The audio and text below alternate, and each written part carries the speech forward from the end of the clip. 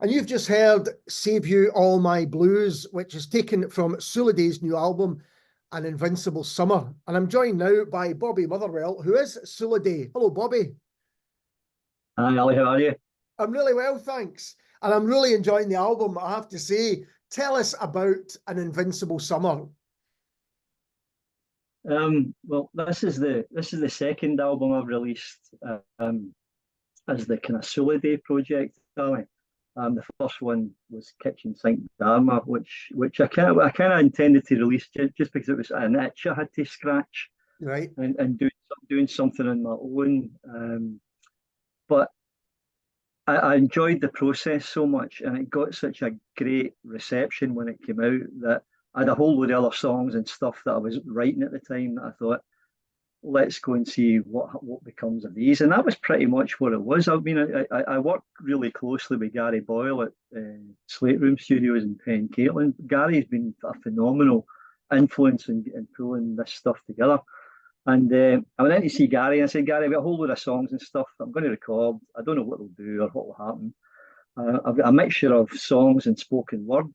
We kind of learned from the last album as well, Ali. We weren't sure whether we were going to put spoken word on the last album because it was one of those ones where Gary had kind of went, I'm not sure that really works, Bobby, putting spoken word in the music. But when we done it, we realised it did work. Mm. So, but I went to Gary this time and I had probably more spoken word stuff than I had songs in the last one. And we just sat down and recorded what we recorded. We cut out maybe about 6 or 7 tracks from it, 6 or 7 tracks we recorded, and we picked the ones that we felt suited the album best. And so this is kind of the next stage of Kitchen Sink Dharma. And again, we had some amazing musicians come in and help us to pull this together. I mean, I'm absolutely indebted to these people. That they're phenomenal musicians, and it's an absolute joy to work with them. It really is. We'll maybe talk about some of those musicians later on because it is quite the cast list. You're absolutely right. But it's interesting that you mentioned Kitchen Sink Dharma because for me, when I was listening to the new one, they absolutely work beautifully together. They're kind of sister pieces, if you like. If you like one, you're going to like the other. That's what I feel about them. Is that something that you obviously agree with, that they kind of belong together in a sense? I think so.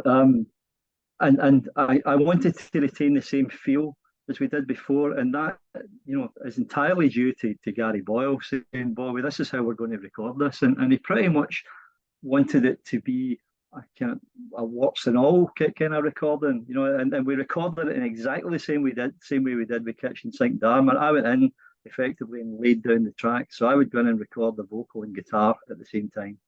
And then we would gradually bring people in and piece it together in that way. So in that regard, they're both recorded in exactly the same way. Probably a lot of the sentiment's the same as well, Alistair. When you listen to both the albums, the sentiment is the same. There's some slight deviation in this album on what I'm writing about, some aspects of me personally, which I chose to go into in a wee bit more detail. But you're right. I think both of them are the same. The other thing that really does connect them is Island of Egg.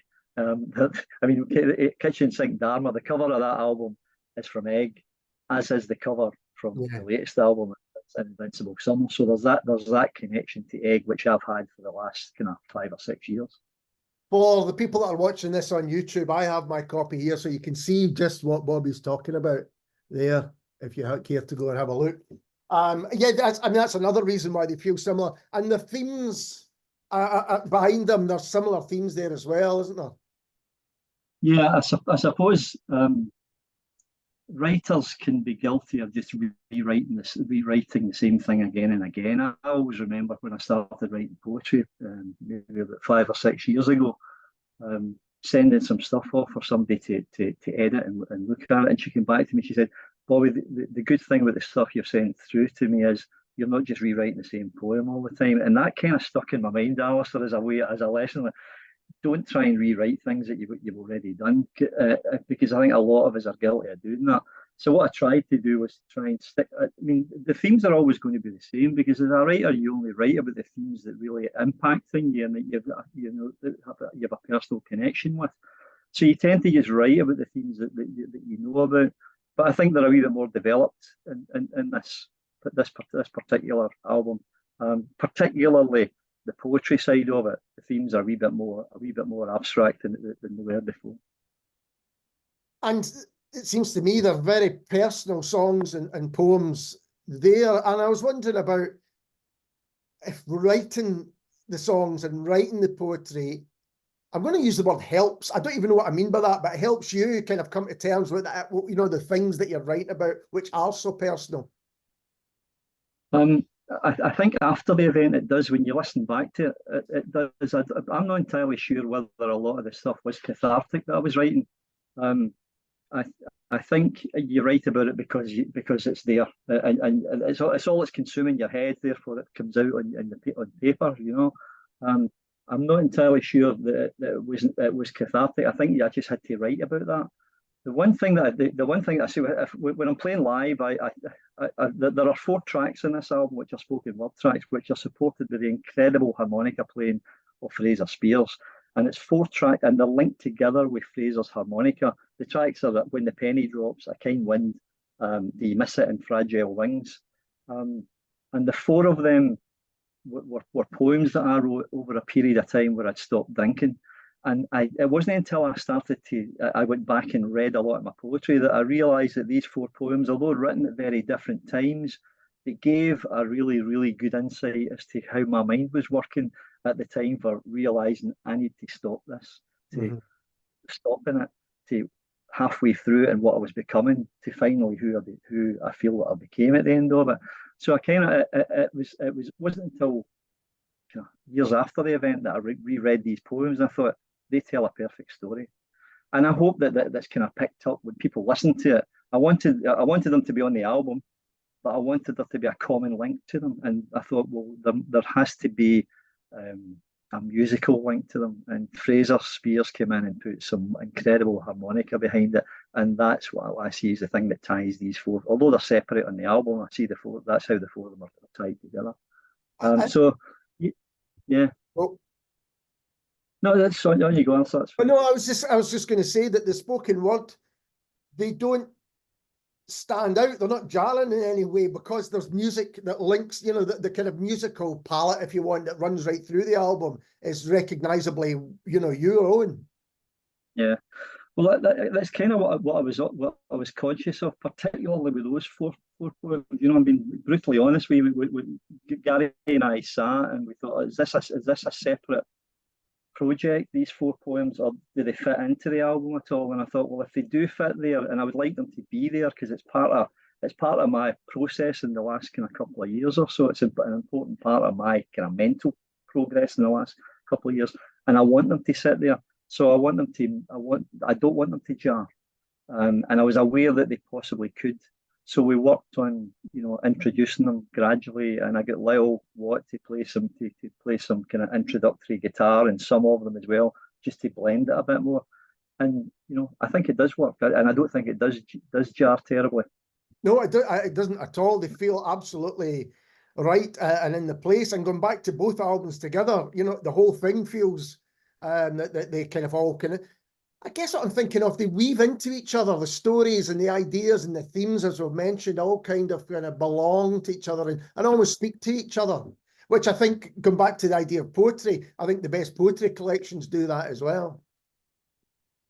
Yeah, and I mean, the other sort of development in this particular album as well was collaborating with other people to write. I hadn't done that in Kitchen. Everything that was on Kitchen Sink Dharma, the first album, was all mine. All the words and the tune and all the rest, it was mine. But I made a conscious effort this time to say, let's try and collaborate and see how it works. And that was interesting as well, actually using other people's songs and other people's advice with regards to the songs, you know. So talk a little bit about that. How did that work in terms of collaboration? Do you talk about the things you want to write about, or does someone just, you know, is there a song that you think, yeah, this is going to work, I'm going to be able to do this? How did it work? There are three songs on the album which are collaborations, if you call them that. The first one I'll talk is the new single that's coming out, which is Save You All My Blues, which is a song that I wrote. I went to a Secret Coast songwriting weekend last year sometime, and it's hosted with James Grant and Bobby Bluebell, and I went to that. The advice is come with a song that you want to work on, and I kind of went to it with a song which I felt was kind of was finished, that way, and I thought, well, this is pretty much done, and I don't know what else they can add to it, and I went there and I played the song, and of course it wasn't finished. The advice I got for James and for Bobby changed the song, and added so much more to it. It was actually, it's a song I wrote to A Letter and a Blessing, which was a single from the first album, which is a breakup song, which was played quite a lot on the radio, and most people tend to ask for it whenever I'm playing live. And I decided I wanted to write something that was kind of counter to that. So I envisaged this breakup suddenly becoming a reunion many years on. So I wanted to write about that couple that broke up, meeting again years and years later and getting together. And that's what Save You All My Blues is about. But what I learned from that is that sometimes when you think something is finished, when you let somebody, rather than just going and recording it, letting somebody else hear it, and somebody who's got an ear and knows what they're doing, they can change the song fundamentally, and that's what both of these guys did. While I was on that Secret Coast Songwriters weekend, I met some other people, and I heard a song that had been written by a girl called Liz Kentish. She was working on a song, and she asked me to help her with the lyrics on it, and I assisted a wee bit in the lyrics. But James and Liz pretty much wrote "Ordinary Day," and I loved the song so much because the sentiment in the song as well. It's about writing letters to people who are struggling with cancer, getting through the cancer treatment, and it's about writing letters to them.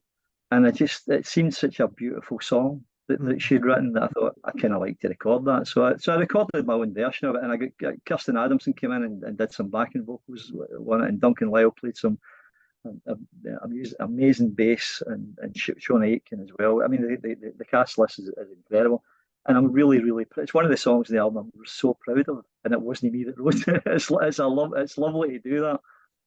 And then one of the other songs that we did was called The Wait, and that was something that I collaborated with Alan McGinley, who I met at that song. And that's the first time that I've actually done something, Ali, which we've not been sitting in a room with somebody. He sent me through just a kind of video in his phone saying, "Bobby, I've got these chords, do you want to put some words to it?" And that's pretty much how that came. So there's a real kind of contrast. I mean, I'm usually, and the reason I went to this Secret Coast Songwriters in the first place was because I usually just sit in my room or in my hut and egg or wherever I am, and that's where the ideas and the words come from. It's a very solitary process. So I kind of wanted to step out of that for a wee bit and try and get something that opened me up to other ideas from other people. And that's where these three particular songs came from. And you've mentioned a few names there, some incredible musicians on the album. Did that all come through that songwriting course, or were there others that came, in different ways? No, I mean, Bobby and James obviously get involved with me because of the songwriting course, but the other musicians that are involved in it, most of them already played in Kitchen Sink Dharma anyway. I think the only ones that we called in that we hadn't played in before was Sean Aitken. I wanted some violins to come in.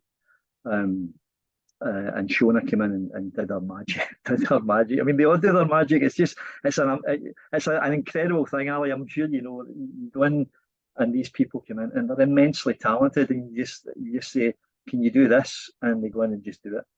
I mean, that is fantastic. If you think, "Oh, I'd like some fiddle on this, who can I get?" And you get pretty much the top of the tree straight away. Well, do you know, part of that I have to say is Gary Boyle's influence, because Gary will phone up these people and say, "I kind of like you to come in and do this. Would you do it?" And they come in and do it. So I'm indebted to Gary for his contacts in that regard. And nature and the natural world are a big part of your music and your life. Can you explain a little bit about its importance? Yeah, I think I've always had a real kind of close association with the natural world, and I feel much better when I'm kind of out in it. whether it's, I mean, I'm a keen climber and hill walker. I have been for a long, long time. More so a hill walker these days than a climber, I'd say, as old age takes its toll. But I love the outdoors, and I love the vastness, and I love the freedom, and I love everything about that. I'm also the poet in residence at the RSPB in Lochwinnoch, which I've been doing for the last sort of year and a half. So that gives me another. I mean, I'd already been going there and writing. I live only 5 minutes or 8 minutes. My car tells me so, like 8 minutes from the nature reserve, because I go there that regularly. So I live close to the RSPB in Lochwinnoch, and I've been going there for the past 30 years. But I took on the post as poet in residence last year, which kind of forced me to spend more time and be a wee bit more investigative of what the stuff I was writing about. And I really, really enjoyed it. I'm still there, but I've only probably got another month or so left in my residency there. But I really enjoy what I do there. It's such an amazing place and a very immersive place where you can go. And I mean, I remember years and years ago going to a Buddhist retreat when I was probably about 30. And I remember going there, and they did something called a walk-in meditation, which is something that I've kind of stuck with me all my life. And and when I walk, and when you go out and walk into nature, it's about absorbing it in a kind of meditative kind of aspect. Feeling the breeze. Smell the smells, everything, just being there and knowing that you're there and living in the moment. And I just feel that nature itself is a great way of bringing out any kind of creative sort of aspects of your life as well, Alistair. I was going to ask you about being a poet in residence at the Lochwinnoch RSPB, because that just sounds incredibly inspirational as a place to go. And, it's legitimate that you're spending time there. It's not stolen time. It's like, no, I'm good to be there. Yeah. I'm also a volunteer there as well. So I go on a Thursday night. If anybody's about on a Thursday night, you'll see me wandering about the RSPB. Come up and say hello. But I'm a volunteer there, so I just go, and I just love the place. The people are great. The thing that you find as well, I think as well, when I go there, you meet like-minded people. Yeah. Ali, do you know that way? Because the people are there for pretty much the same reason you are. There's a lot, there's people there that are keen birders, and they're there just to see birds and all the rest of it, and that's great, because I am as well. But there are also people there that are just there to get a bit of space, and people there who really just want to take in the environments they're in as well. So I tend to meet like-minded folk there as well. Well, there's a kind of meditative aspect to it as well, isn't there? I think that's the thing about getting out into nature in general. And you mentioned playing live. Are there plans coming up to play live that you can tell us, or even if you can't, just is there stuff coming up?